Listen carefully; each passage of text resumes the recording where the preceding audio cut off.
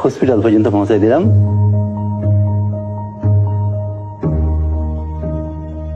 আমি ভয় পাচ্ছিলাম যে কেউ আমাকে চিনে ফেলে কিনা, বিশেষ করে তৎকালীন সরকার পক্ষে কেউ আমাকে চিনে ফেলে কিনা। এই ভয়ে আমি গামছা দিয়ে মুখ ঢেকে বসেছিলাম।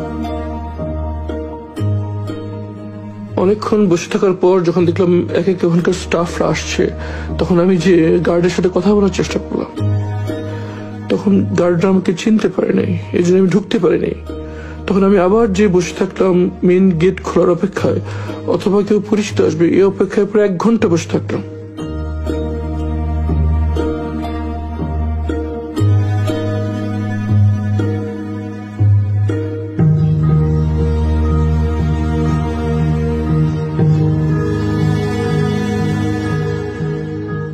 এক ঘন্টার মধ্যে আমি বসে থাকলাম, কিন্তু পরিচিত কাউকে পেলাম না।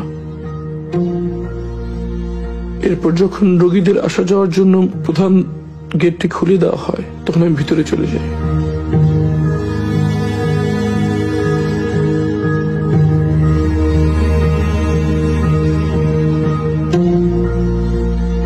মনের ভিতরে প্রচন্ড আশঙ্কা কাজ করছিল।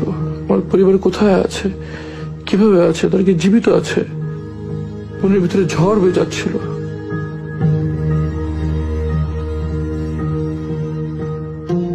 একটু পর ইবনে সিনার পিআর অফিসার আশরাফ সাহেব সেখানে আসেন।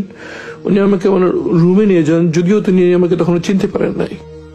আমি ওনার কাছে স্মার্টফোনটা নিয়েই আমি গুগলে যাই এবং আমার নাম সার্চ দিই। সার্চ দেওয়ার সাথে সাথে এই ছবিটা স্ক্রিনে ভেসে ওঠে। তখন আমি ঠিক আমার চেহারা কাছে ভেবে নেই, আমাকে দেখা যায় ওনাকে চিনেন কিনা।